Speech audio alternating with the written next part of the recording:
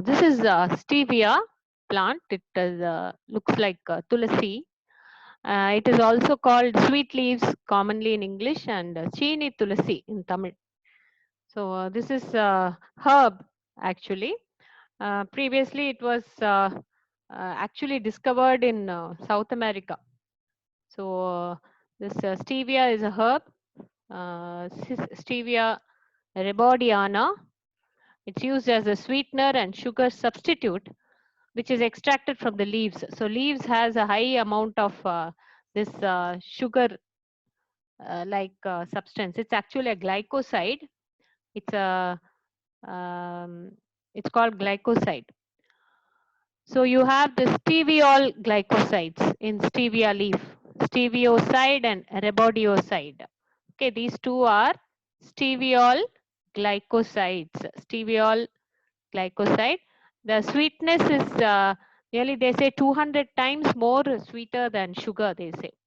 So the leaves, as such, if you taste the leaves, they are very sweet, 10 to 15 times as sweet as sugar. And but if you extract it and purify the particular compound, stevioside or the rebaudioside, they are 200 to 300 times sweet as sugar. So it has zero calories. So it is very, very ideal for people who are, who want to cut on their weight, but they don't want to cut on the intake of sweets. So such people, it is very useful. And it's approximately 20 to 30 form. The natural form itself is 20 to 30 times more sweeter than sugar. Natural form as such, if you taste the leaves, as such, it is more 10 to 20 times more sweeter than sugar. And it belongs to Asteraceae family, Compositae. It's a dicot plant. Monoclamidae series. Order is Astrales, Asteraceae. Stevia rebaudiana. So this is the morphology of the plant. It's a herb. It has small flowers, whitish flowers, and this seed is very common. We have seen it. Infertile seeds are pale and fertile seeds are dark in color. This is the leaf structure. Typically looks like tulasi leaf. And the herb stem structure, stem is very, very hairy and ribbed. And you can see the roots also. This slide shows you the morphology, overall morphology of the plant. So if you want to talk about how it was discovered, it was mainly in South America, actually Paraguay. And later on, it moved to France and Japan. Now it is cultivated throughout the world because it is commercially exploited. One can go in for the sea stevia cultivation and export the organic, export the natural form of stevia as a plant or dry leaves, or you can extract the particular compound and export it as pure compound. This shows the geographical distribution of the plants. Mostly it is concentrated on the South American region and Europe. Okay. And yes, in India also it is cultivated, and China as such. And you can see some of it in Japan also. So what is the actual requirement for the cultivation? How does it grow? It is quite ubiquitous. It grows in all the continents. And soil, it prefers slightly acidic soil. And the soil should be loamy. It should not be too sandy. It should not be clayey. It should be loamy. And iron rich soil is quite preferable.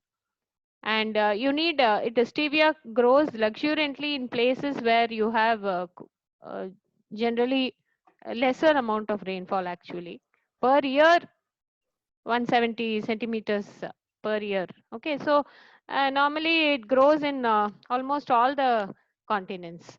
And temperatures is, again, you have a wide range of tolerance for this plant, 15 to 35 degrees. So definitely in all the tropical climates or semi-tropical climates, you can see this plant can grow very well. So that is a benefit for Indian country.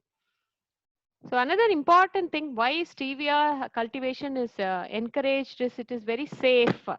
So they have done a lot of studies, and they have proven that the sugar or the sweetener obtained, or the extract obtained from stevia, is 100% safe, with 1 or 2% side effects will be there, but it can be regularly used.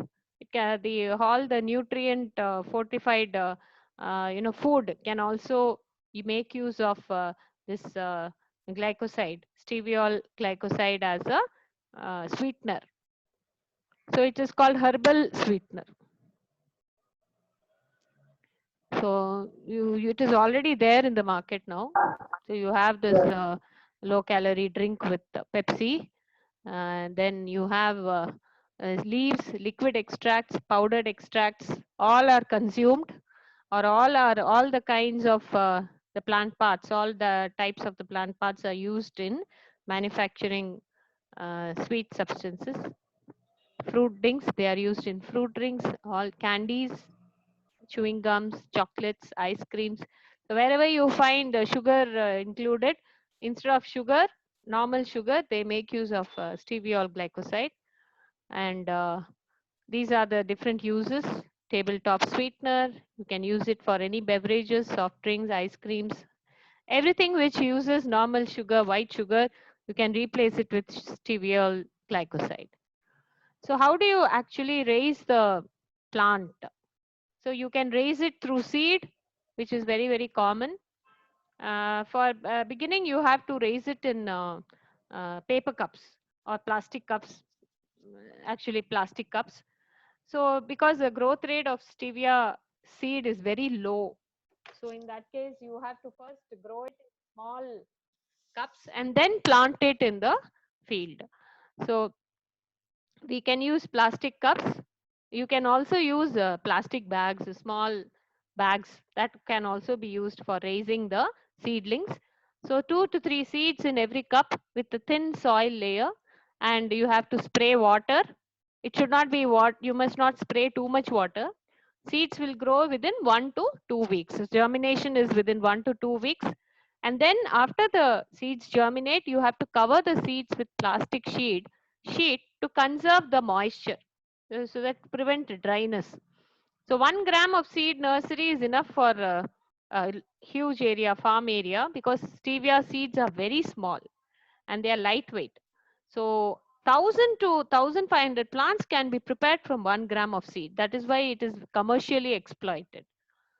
So this is on a very small account. If you want to raise the, after this step, nursery preparation in plastic cups, you have to go into the second step where you transplant the seedlings to the land. So for 1 acre, around 30 to 35 gram seeds are required. You can also, either you prepare it in plastic cup and then transplant it, or you can also directly, you can sow them in the farm land also. That is also possible.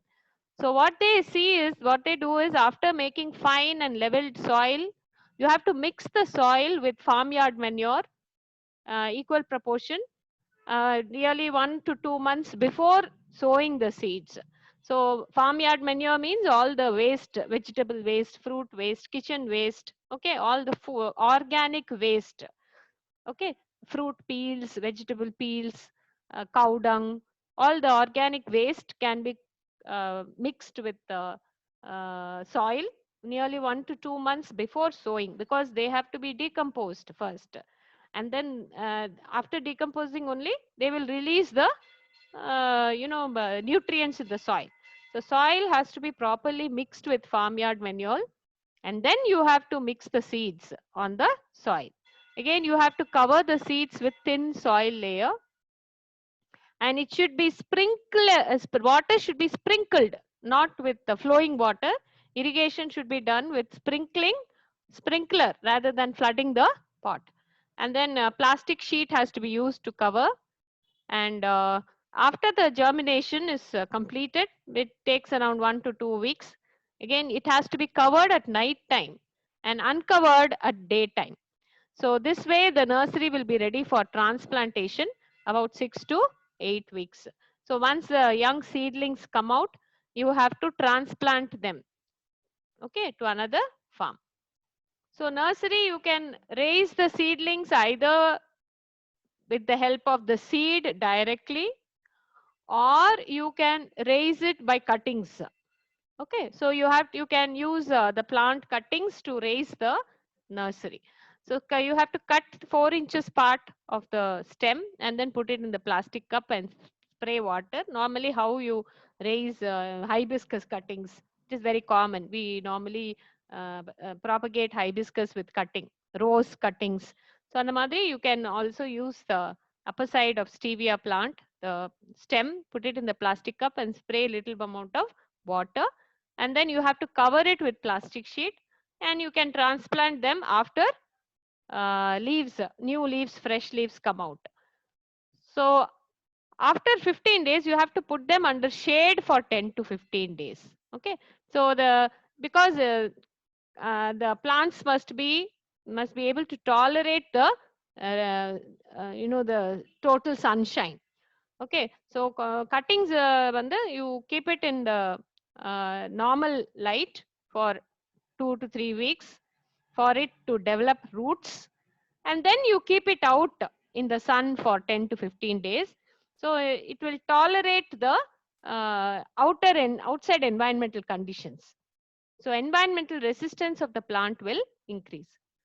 So then you can raise nursery using tissue culture also. So in that case, you can make use of any explant, any part of the plant as an explant. You have to prepare the medium, MS medium, sterilize it, okay, autoclave it, and then you can use hormones, root-inducing hormones, that is naphthalene acetic acid or indole 3-butyric acid for root-inducing, and BAP, 6-benzyl aminopurine or kinetin for shoot growth. So you have to first take the explants, you have to surface sterilize them, you have to dip the explants into, what do you mean by explant? Explant is a small piece of the plant part. It can be a small bit of leaf, it can be a small bit of the stem, it can be a small bit of root. Okay, so that is called an explant. It'll be very, very small. So you can prepare the medium, either put it in a test tube or in a conical flask, and then you place the explant. You can't just place the explant as such. You have to first sterilize the explant. So you have to surface sterilize the explant. So you first subject them to 70% ethanol. You dip it in 70% ethanol, and then you have to wash them with sodium hypochlorite. You are well aware with sodium hypochlorite, because we have been seeing this disinfectant every day for COVID prevention. So either you can use 70% ethanol and water, and then you have to wash it with 5% sodium hypochlorite, and then, or you can use 0.1% mercury chloride. So any one of these you can use, and then you have to wash them 3 to 4 times with sterile water. This is to remove the ethanol or sodium hypochlorite or mercury chloride. So you have since you have to grow them in the lab, you have to make sure that the explant is totally free of any contaminating microorganism. That is why you go in for surface sterilization. Then you have to place the explant aseptically. Laminar airflow chamber இருக்கும். அதுக்குள்ள aseptically you have to transfer the explant into the medium. And then for 20 days you have to incubate them at 28 degrees centigrade and 70 to 90% moisture. And then you have to see that they get 16 hours of light and 8 hours of dark per day. So you have to keep them in a chamber, tissue culture chamber, where you can regulate the lighting and the dark phase. So lighting, you have to set the timer. You have to set the timer for 16 hours light and 8 hours of dark. So in the conditions you will see the callus development, and you can proceed with the tissue culturing propagation. So this kind you can this way you can propagate the plant either directly through from the seeds or from the cuttings or through tissue culture. And it main thing is about after you get the seedlings, after you get the plantlets from any of these three methods, you have to make sure that the soil has a very good drainage properties. That means it should not, water should not stand on the soil. Okay, it should not retain moisture. Okay, black cotton soils with heavy clay content, that is களிமண் வந்து கூடாது. Okay, red soil or sandy loam with pH of 6 to 7, that is slightly acidic, they are the best for stevia cultivation. So saline soil, that is salt நிறைய இருக்கிற soil, or soil with pH more than 8 are not suitable for stevia cultivation. So after the seedlings are ready, you have to see that the soil is maintained. Okay, so land preparation, they say. Land preparation is, you have to see that the soil is loamy.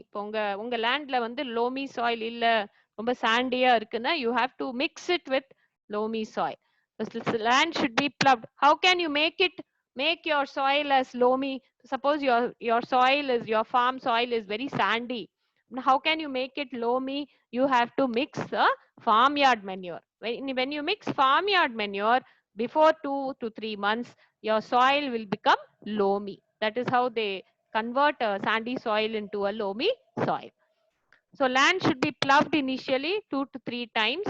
Okay, and you have to see that the soil is fine. It is not blocked, blocker இருக்கக்கூடாது. It should be fine grains. And you have to add nearly 8 to 10 kgs of farmyard manures 2 to 3 months before the sowing.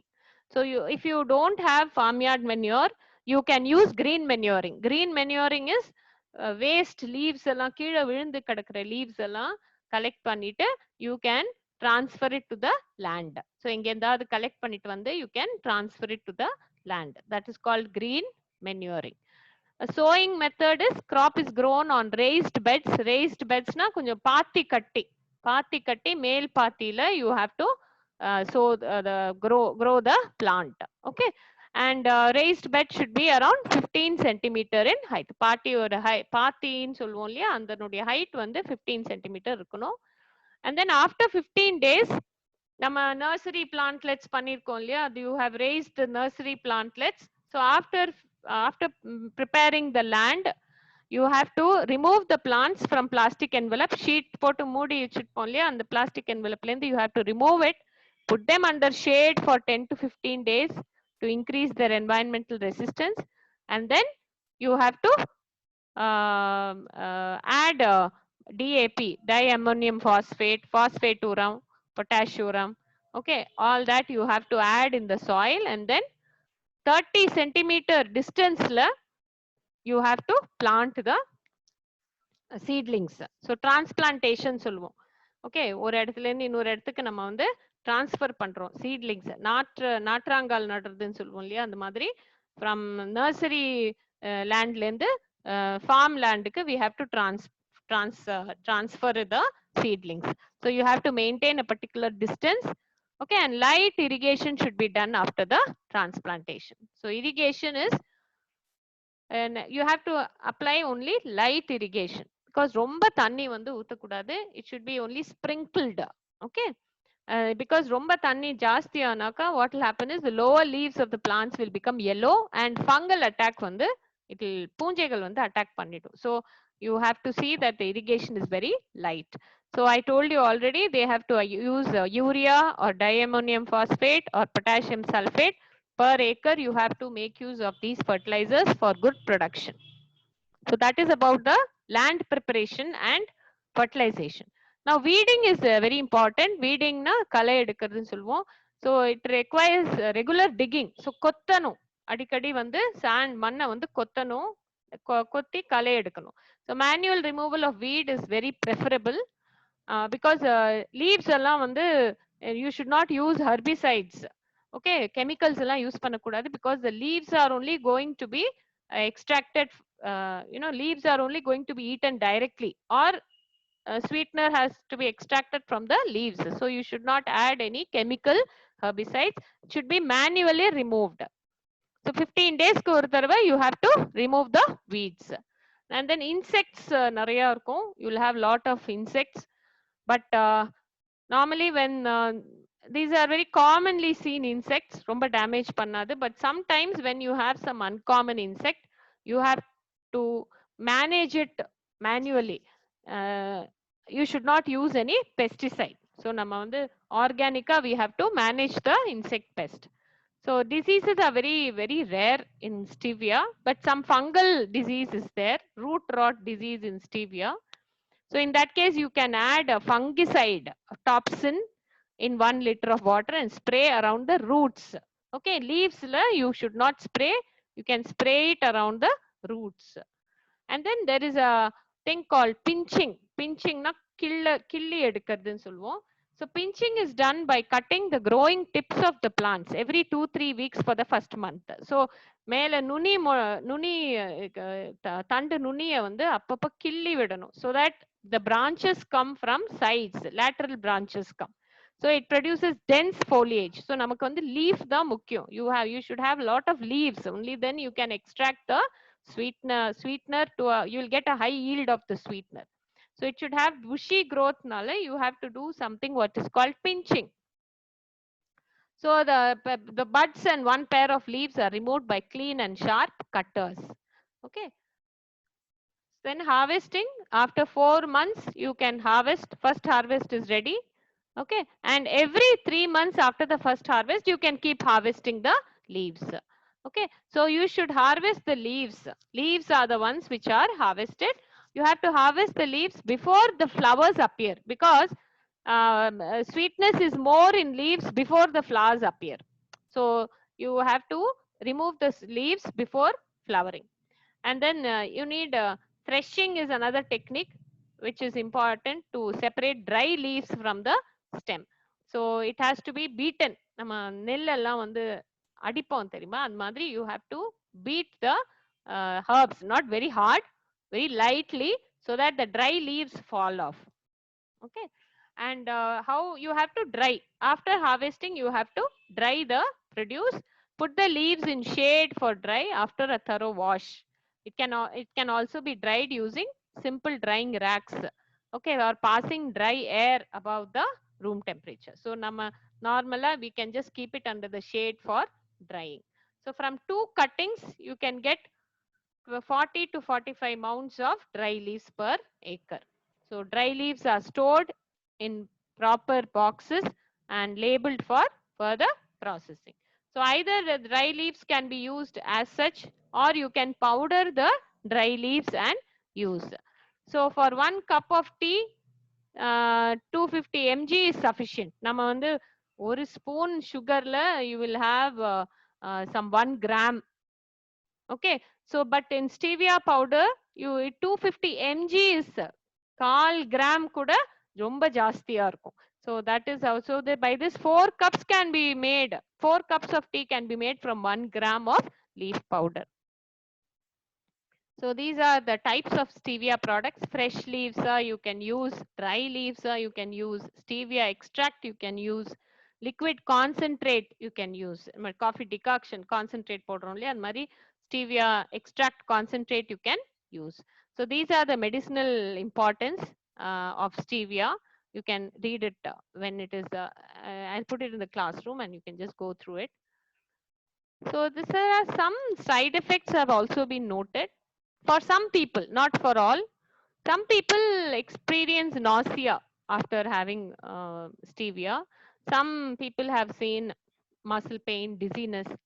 Okay, and it is safe to avoid during pregnancy. It is better not to have such sweeteners. Some people have shown allergic.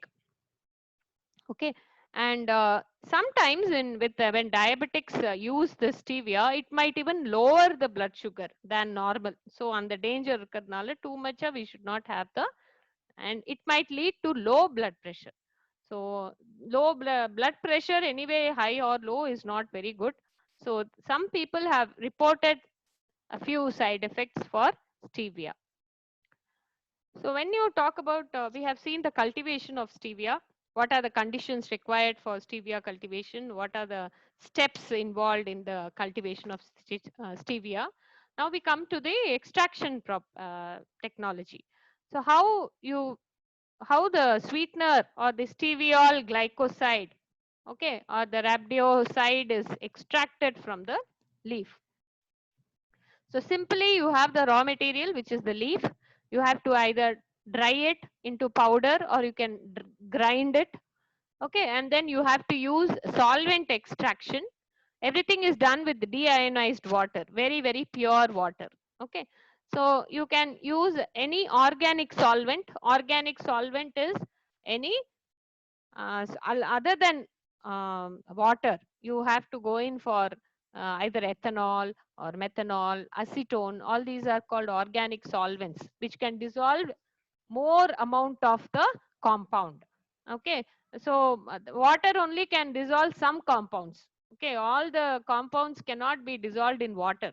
So but if you use organic solvents, all the compounds can be dissolved. So extract பண்ணனும் ஒரு இது எடுக்கணும் அப்படின்னா it has to be converted to a soluble form. It has to be solubilized in a solvent. The solvent can be either water or it can be any organic solvent. So maximum எவ்வளோ முடியுமோ அவ்வளோ வந்து extract வெளியில கொண்டு வந்துடணும். So அது வந்து sometimes you can use water, sometimes you can use organic solvent. So we normally make use of a mixture of water and solvent. So we call it solvent extraction method. Then you have filtration, microfiltration. This is for purification. So after extraction, you have to purify the extract. You have to remove all the unwanted molecules. So for that, you have to first filter. You remove the bigger particles. You have to use filter, then microfiltration, then ultrafiltration to remove the unwanted chemicals. Okay.